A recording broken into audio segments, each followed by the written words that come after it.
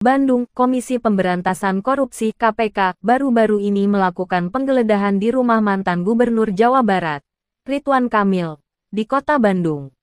Penggeledahan ini terkait dengan penyidikan kasus dugaan korupsi dana iklan di Bank Pembangunan Daerah Jawa Barat dan Banten, Bank BJB. KPK mengungkap adanya dugaan korupsi dalam pengadaan iklan di Bank BJB yang menyebabkan kerugian negara. Dalam kasus ini, KPK telah menetapkan 5 orang sebagai tersangka yang terbagi dalam 2 klaster. Pada Senin, tanggal 10 Maret tahun 2025, KPK menggeledah rumah Ridwan Kamil di Bandung untuk mencari bukti terkait kasus dugaan korupsi dana iklan Bank BJB. Penggeledahan ini merupakan bagian dari upaya KPK dalam mengumpulkan alat bukti yang relevan dengan penyidikan kasus tersebut. Setelah penggeledahan, KPK membuka peluang untuk memanggil Ridwan Kamil guna dimintai keterangan terkait kasus korupsi dana iklan Bank BJB.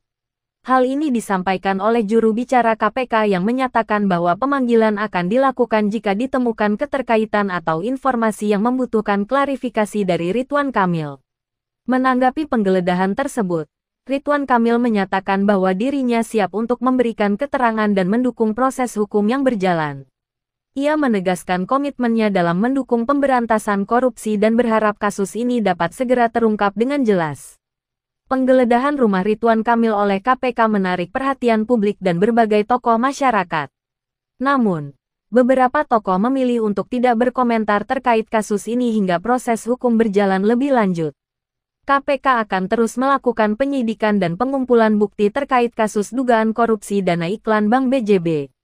Pemanggilan saksi-saksi, termasuk kemungkinan memanggil Ridwan Kamil, akan dilakukan sesuai dengan kebutuhan penyidikan untuk mengungkap fakta-fakta yang ada.